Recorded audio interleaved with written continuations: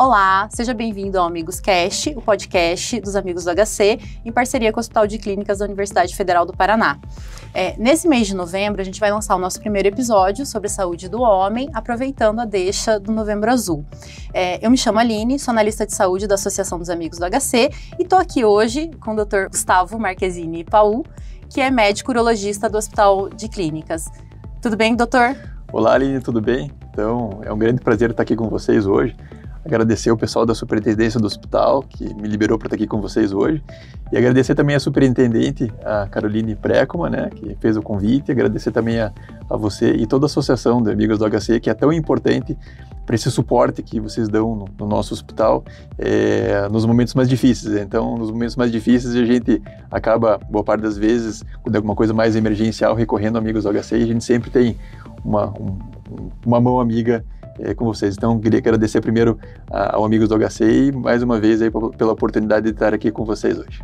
Nós que agradecemos, doutor. Doutor, então hoje a gente queria conversar sobre saúde do homem, aproveitando a deixa do Novembro Azul. Tem algumas perguntas hoje que os nossos seguidores mandaram pra gente para falar sobre saúde do homem. Hoje, em específico, em relação à saúde do homem, afinal, é verdade que as mulheres se cuidam mais do que os homens? Olha, para responder essa pergunta para você, Aline, eu vou trazer um dado epidemiológico, né? Os homens, eles vivem em média 10 anos a menos que as mulheres, né?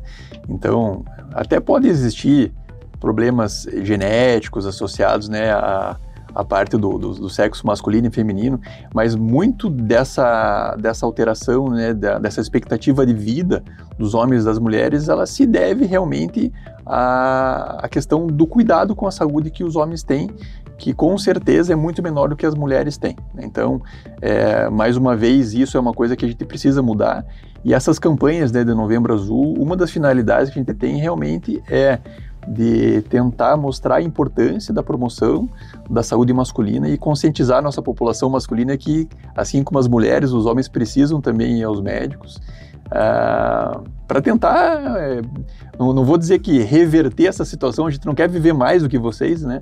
Mas pelo menos chegar um pouco mais perto da expectativa de vida que as mulheres têm. E por que será, doutor, que as mulheres se cuidam mais do que os homens? Por que os homens não estão acompanhando as mulheres? Eu acho que é uma questão cultural. Nós vivemos numa sociedade latina, uma sociedade que é machista, onde o homem ele é autossuficiente, nunca vai acontecer nada com ele. E até mesmo essa questão do autocuidado, né, é muito menor no homem do que nas mulheres, né? A gente vê, inclusive, a questão das próprias causas externas de morte, né, que são muito maiores na população masculina. Os homens também bebem mais, os homens fumam mais. Então, eu acho que é uma questão cultural, uma questão de hábitos de vida. Tudo isso, com certeza, contribui negativamente para que nossos homens vivam bem menos do que as mulheres, infelizmente. Perfeito. Vergonha, será? Tem alguma questão assim de os homens relacionarem, é coisa de mulher, o cuidado com a saúde é coisa de mulher? Mas você sabe que isso é uma coisa favorável, né? As mulheres, elas começam o cuidado com a saúde já no início da adolescência, né? Então, quando a menina menstrua, aquela época icônica de procurar o ginecologista. Então é um marco inicial da saúde da mulher, né, a menstruação, onde é a data que a mãe costuma levar ela no ginecologista pela primeira vez. Infelizmente, o homem ele não tem uma data de início de acompanhamento. A própria Sociedade Brasileira de Urologia, através das campanhas que tem feito, tem uma campanha chamada Vem Pro Uro, que é justamente na conscientização do início do atendimento dos meninos, também na adolescência. Então, quando começam a aparecer os pelos pubianos, os testículos começam a aumentar de tamanho, a voz começa a engrossar, essa talvez seja a hora dos meninos também começarem a consultar com o seu médico, né, com o urologista, para criar a cultura do autocuidado. Então, a partir do início da adolescência, a gente recomenda que os meninos comecem a esse acompanhamento, e talvez com esse acompanhamento um pouco mais precoce, esse preconceito de ir ao médico ele caia por terra. Uma vez que o menino ele vai acabar ganhando confiança com o urologista, assim como a mulher tem a confiança com o ginecologista, começar a desenvolver consultas de rotina, começar a se consultar com uma frequência pré-determinada e saber que realmente o urologista é o ponto de apoio, né, é o amigo que o menino, né, que o adolescente, e depois que o homem vai ter para qualquer tipo de problema de saúde, né, alguma alteração que apareça, alguma dúvida. Eu acho que esse é o ponto inicial onde a gente pode fazer tudo isso começar a mudar. Justamente, interessante, né, a gente pensar sobre isso, que é bem cultural. O marco da primeira menstruação para a menina, a gente leva para o médico, acompanha e vai ver se está tudo certinho. Sim. E para o menino, para a gente ver se o desenvolvimento está adequado, se o crescimento está adequado, se está tudo certo com o desenvolvimento sexual do menino, a gente não tem essa cultura de levar os meninos para fazer a avaliação médica. Isso, e não só a questão do desenvolvimento, mas a própria educação sexual. A gente tem um problema muito grande hoje em dia, que é a educação sexual dos nossos adolescentes, né? Os nossos adolescentes, eles aprendem educação sexual boa parte das vezes com um amiguinho que sabe muito menos do que ele, né? Então, a partir do momento que ele vai no urologista para poder tirar as dúvidas, o urologista ele vai poder orientar a respeito da educação sexual, das boas práticas, né, de atividade, de prevenção de gravidez na adolescência, de prevenção de IST, boa parte das vezes também a questão da profilaxia, né, das vacinas, a própria vacina do HPV, né, que a gente tem à disposição nas nossas unidades de saúde, e que a gente tem observado que essas vacinas elas têm vencido nas unidades de saúde e elas não têm sido utilizadas, né? A gente sabe que o HPV é muito menos prejudicial para o homem do que para a mulher, mas boa parte das vezes a fonte do HPV é o rapaz, é o menino que vai transmitir para a menina depois e que vai desenvolver o câncer de colo de útero, né? Então, é todo um circuito, né, que precisa ser mudado, né, todo um círculo vicioso em torno da saúde, da saúde do modo geral, que a gente pode mudar a partir da conscientização da saúde do menino, né? Algumas alterações, por exemplo, a própria varicocele, que são algumas varizes no testículo que acabam se desenvolvendo a partir da adolescência. A gente sabe que a varicocele é uma das principais causas de infertilidade, uma doença progressiva.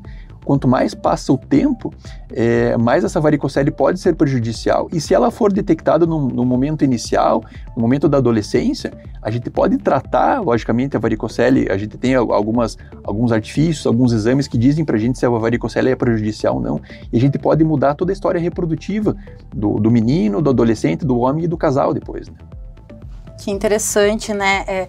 A gente estava conversando antes da gravação que justamente o Novembro Azul é para isso, né, doutor? Para a gente falar sobre saúde do homem. E do homem inclui os meninos, né? Os adolescentes, os jovens.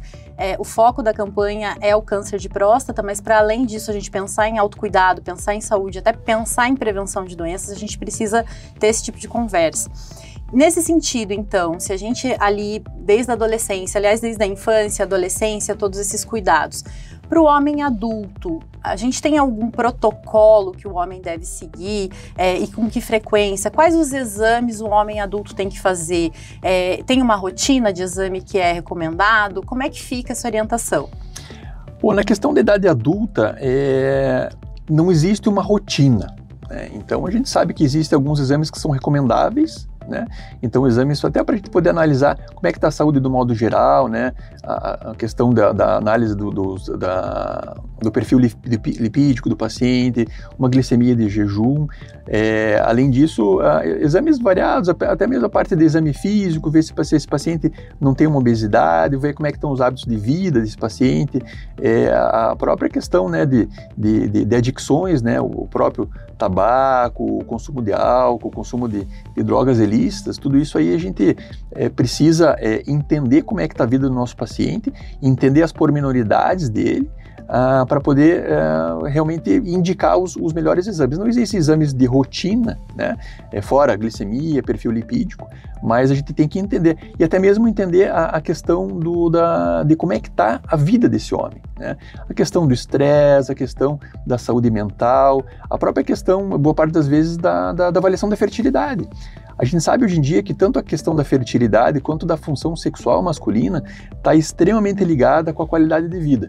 Então, nós consideramos hoje em dia uma vida sexual saudável e uma fertilidade adequada, digamos assim, uma fertilidade normal do homem, eles são verdadeiros marcadores de saúde do homem. Então, Tanto que hoje em dia a gente sabe que os homens inférteis e os homens com disfunções sexuais, eles têm muito mais patologias subjacentes do que aqueles homens que têm uma questão de fertilidade normal e de função sexual normal, né? Então, tudo isso a gente leva em conta, né? Então, essa conversa, né, com o homem, e exames de imagem, né, a própria...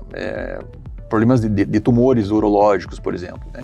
Então, se você pega, por exemplo, um tumor renal, quando ele começa a dar sintomas, né, hematúria, dor lombar, perda de peso, geralmente são tumores metastáticos. Então a gente tem por rotina, a partir de determinado ponto da vida, solicitar exames de imagem abdominal para a gente poder excluir esse tipo de situação. O próprio cálculo renal, né, são doenças aí que acabam piorando bastante a qualidade de vida dos pacientes. Só quem teve cólica renal uma vez na vida sabe o quanto que isso é prejudicial. Então são vários exames que a gente pode individualmente indicar para esses pacientes, né, para, sem dúvida nenhuma, objetivar que esse nosso paciente, esse homem, ele tenha uma qualidade, não só uma quantidade de vida, mas uma qualidade de vida, né? A necessidade dos exames, então, ela é avaliada se precisa, se não precisa fazer. Mas, vez ou outra, esse homem precisa passar em uma consulta. E daí, o que seria, assim, um mínimo recomendado? Para aqueles homens, de repente, que estão nos assistindo agora, que já faz 3, 4 anos que não passam no médico, o que o doutor recomendaria? Os homens numa faixa etária mais precoce ou homens já a partir de um determinado ponto da vida? Isso, adultos, homens adultos. Adultos. Então, os homens adultos a gente recomenda que a cada ano e meio, 2 anos, né, passem uma avaliação para fazer uma avaliação clínica, né? Então, em primeiro lugar, uma anamnese, uma conversa, né? Ver se esse homem tem alguma queixa específica e a partir de uma queixa específica a gente vai solicitar ou não os exames, né? A gente tem que tomar o cuidado também de não achar que todo mundo precisa fazer exame de rotina. Os exames que são realizados, que são solicitados nas nossas consultas, eles são direcionados para problemas que vão realmente fazer diferença na vida desse paciente. Então, toda a conduta médica, né, ela acaba, e os exames que nós solicitamos na nossa prática diária, são exames que, caso se observem algum tipo de alteração, realmente vão mudar alguma coisa na nossa conduta. Porque pedir exame por pedir, a gente acaba não sendo uma prática médica muito adequada. Então, eu acho que é tudo muito individualizado. Não tem uma receita de bolo que eu vou passar para você, né? Mas essa conversa, esse exame físico, né? Então, esse contato médico-paciente que vai nortear toda a nossa solicitação de exames na sequência. A gente vive uma época, na verdade, onde a gente foca muito em exame laboratorial, a gente foca muito em exame de imagem e a gente está focando muito pouco em anamnese e exame físico, né? Que é o básico da medicina. Então, baseado na anamnese, no exame físico e nas queixas que esses pacientes têm, que aí sim a gente vai solicitar os exames que serão necessários, né, em virtude dessa nossa conversa inicial. E é cultural, né, doutor? Eu vejo que os pacientes em geral, a população já está educada para um check-up geral, para um check-up anual, para exames anuais, e às vezes tem até uma falsa segurança porque fez uma bateria de exame. Mas aí esse contato, essa escuta, essa conversa, essa aproximação, entender qual que é a história dessa pessoa para ver se esse exame precisa ser feito ou não. E o excesso de exame ele também pode ser prejudicial, né? Muitos exames às vezes podem trazer muitas informações. Até queria que o doutor falasse um pouquinho disso, porque em geral a gente percebe isso. As pessoas se sentem mais seguras fazendo muitos exames. E por que de repente um excesso de exame pode não ser a melhor conduta? Então, Aline, o meu entendimento a respeito disso é que deve haver uma confiança em quem está te tratando e não uma confiança em cima de exame, tá? Os exames, boa parte das vezes, eles podem, inclusive, ser prejudiciais, tá? Vou dar um exemplo para você. Um paciente que não tem nenhum tipo de queixa sexual, um paciente que está bem disposto, está dormindo bem, não tem problema com alimentação, não tem problema com cognição, com massa muscular. Se porventura eu peça um exame de testosterona para ele, e essa testosterona veio num nível inferior, tá? O que ele vai pensar? Ele vai pensar que talvez alguma coisa não esteja certa com ele, né? Então, às vezes você solicitar um exame de um modo inadvertido, você pode não estar trazendo um benefício e você pode estar trazendo um problema para esse paciente, né? Aí esse paciente está com a testosterona mais baixa, ele vai achar que aquilo é um problema para ele.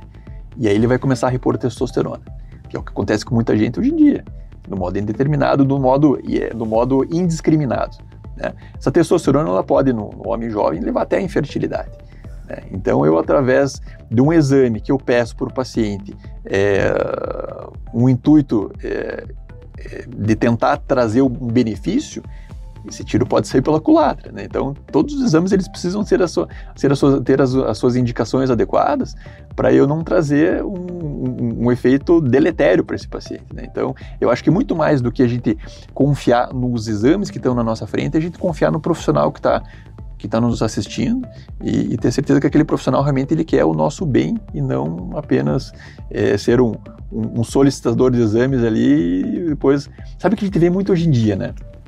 Então, tem alguns profissionais, algumas clínicas que vão lá que pedem uma batelada de 100, 200, 300 exames para comprovar a saúde, né? E às vezes dá alguma alteração nesses exames. E às vezes esse médico ele não sabe responder o que ele vai fazer com aquela alteração, né? Eu tenho um caso bastante interessante, onde um paciente foi numa dessas clínicas aí, né, do bem-estar, né, dessas medicinas holísticas aí. E aí a médica pediu uma dosagem de testosterona salivar. Aí a testosterona deu alterada. Aí ele perguntou para a médica: doutora, por que a minha testosterona salivar está baixa? Falou assim: eu não sei, você vai ter que procurar um urologista. E aí ele veio comigo: doutor, pois eu vim aqui agora queria saber por que a minha testosterona salivar está baixa e o que isso significa. Daí eu falei: eu não sei, você vai ter que perguntar isso aí para quem te pediu o exame. Por quê? Porque testosterona salivar não tem nenhum tipo de significado clínico. Não existe nenhuma diretriz internacional, não existe nenhum guideline que a gente se baseia que determina a dosagem desse tipo de testosterona, né? Então a gente tem que tomar muito, muito cuidado com o que a gente pede. Por quê? Porque às vezes a resposta do que a gente pede pode ser alguma coisa que a gente não saiba responder, né? Então a gente tem que pedir o exame, o qual vai mudar alguma coisa na nossa conduta, que realmente vai mudar alguma coisa na vida e na melhora da qualidade de vida do nosso paciente. Senão não tem sentido. Sim. Mas esse homem já ficou ansioso, né? Já ficou preocupado, já gerou ali uma tensão por conta disso. Doutor, em relação a o que muda ali a partir dos 50 anos na saúde do homem, a gente pensando aí até na questão do Novembro Azul, a gente estava falando sobre o homem adulto, e para o homem a partir dos 50 anos, quais seriam as recomendações aí de acompanhamento, de exames, de rotina de cuidados?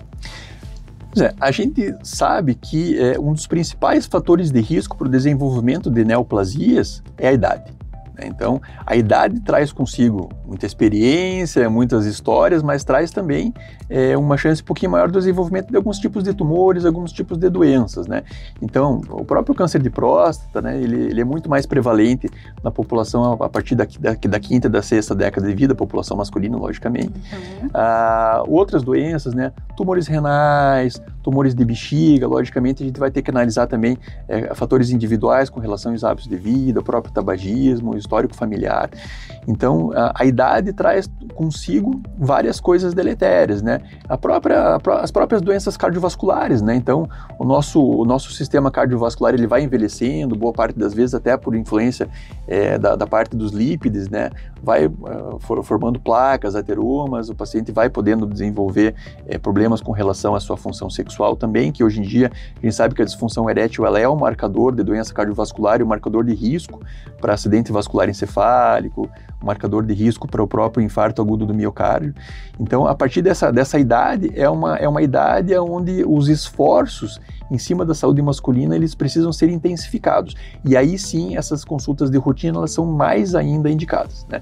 Então, por exemplo, os homens aí que têm um histórico familiar de câncer de próstata, né? A gente sabe que esses homens que têm histórico familiar, ou então homens de etnia negra, eles têm mais chance de desenvolver câncer de próstata, né? Esse câncer de próstata, ele é 2 a 5 vezes mais frequente nessa população, então a gente acaba orientando a partir dos 40, 45 anos de idade, que esse homem realmente ele venha para uma consulta de rotina, onde nessa consulta de rotina vão ser realizados alguns exames, né? O exame de sangue da próstata, que é o exame de PSA, o próprio exame de toque retal, para identificar esse tipo de alteração. Mas não só isso, né? Aí sim, exames de imagem direcionados para o trato urinário, afastar câncer de rim, câncer de bexiga, exames laboratoriais, né? Próprio exame de creatinina, exame de lipidograma, um parcial de urina, ver se o paciente não tem hematura, né, que é o sangramento na urina. Então, a partir daí, os cuidados eles são intensificados, porque é uma população que tem um pouco mais de risco de desenvolver doenças mais sérias, que quando diagnosticadas precocemente, elas vão ser muito mais facilmente tratadas do que se a gente tiver um diagnóstico mais tardio. E nessa consulta também, a partir dos 45, 50 anos, a gente vai poder analisar problemas de saúde, a própria questão da função sexual, ver se a parte do relacionamento está legal, se não está, se tem alguma alteração. E a partir dessas queixas clínicas dos pacientes, a gente vai direcionar uma investigação direcionada e individualizada. Qual que é o impacto, então, doutor, da atividade física e da alimentação saudável na saúde do homem, que é aquela receitinha de bolo que a gente recomenda para todo mundo? Você sabe que uma das coisas mais importantes na saúde masculina é realmente manter um peso adequado. Então a gente sabe que o sobrepeso ele está associado a diversas condições adversas, né? O próprio desenvolvimento de placas, heteromas, o desenvolvimento de síndrome metabólica, o diabetes, e isso traz consigo várias alterações prejudiciais, né? Então, como eu falei, a questão da síndrome metabólica, a questão do diabetes, o que boa parte das vezes pode trazer uma questão de disfunção erétil, uma predisposição a vários outros eventos adversos, né? E então a manutenção de um peso adequado através de uma dieta, atividade física regular, vai manter esse peso saudável, que vai manter o paciente com um bom perfil lipídico, um bom perfil de glicemia, o que vai fazer com que esse paciente tenha uma imunidade melhor, uma boa qualidade de vida, e sem dúvida nenhuma isso vai colaborar muito para que esse paciente tenha uma vida saudável, né? Então tudo isso acaba sendo muito importante. Infelizmente, nos dias de hoje, né, a gente trabalha muito, a gente está muito focado no nosso trabalho, a gente trabalha até tarde, os plantões, né, a gente que lida com essa parte da área de saúde, especialmente somos bastante prejudicados nessa seara, mas a gente sempre tem que lembrar que manter uma atividade física regular, manter um peso adequado, cuidar da alimentação, é uma das principais coisas que a gente pode fazer para, mais uma vez, aumentar a nossa longevidade. Doutor Gustavo, o que a gente pode recomendar para os homens que estão nos assistindo em relação aos cuidados, aos acompanhamentos de saúde? Então, com relação ao acompanhamento de saúde, a gente tem que... toda essa questão dos acompanhamentos, do acompanhamento clínico, dos exames laboratoriais, e também a gente não pode esquecer da questão da saúde mental. Então, a saúde mental é um ponto fundamental na saúde dos nossos pacientes, e nesse corre-corre que a gente tem no nosso dia a dia, a gente acaba esquecendo um pouquinho da questão da saúde mental. Então, conversar, né, ver como é que está o relacionamento, como é que está o relacionamento desse paciente com a sua parceira, com a sua parceria, como é que está o ambiente de trabalho, ver se esse paciente está fazendo uma higiene mental adequada também, se ele está dormindo bem, se ele está tendo tempo para cuidar de si mesmo, de uma leitura, né? E isso é uma coisa que a gente não pode esquecer. Tanto que, assim, eu dentro da parte da urologia, o que eu lido mais é com a parte da andrologia, de saúde sexual e da parte reprodutiva. E dentro da saúde sexual, a gente observa que boa parte das queixas relacionadas, especialmente com relação aí à disfunção erétil, ejaculação precoce, às vezes até um mal-estar aí, a questão de baixo libido, né? Boa parte das vezes estão relacionados também a problemas mentais, né? Os problemas psicogênicos. Então essa questão da saúde mental a gente também tem que levar muito em consideração, e não é à toa que nós, urologistas, que lidamos com essa parte de saúde sexual e saúde reprodutiva, geralmente a gente acaba tendo uma equipe multidisciplinar com alguns profissionais da saúde mental que justamente cuidam dessa parte tão importante do nosso paciente, que é a saúde mental também, né? Não pode ficar de lado. De forma alguma. Isso aí. Doutor Gustavo, muito obrigada pela conversa. Acho que tantas informações valiosas, orientações importantes que a gente pôde tirar daqui. Vou pedir para o pessoal que está nos acompanhando para seguir os amigos do HC, para compartilhar o nosso primeiro episódio, para curtir, para fazer os comentários. Vão lá, deixem seus comentários, digam o que vocês acharam do nosso primeiro episódio. Então, no nosso próximo episódio, a gente vai falar sobre câncer de próstata. Até a próxima semana!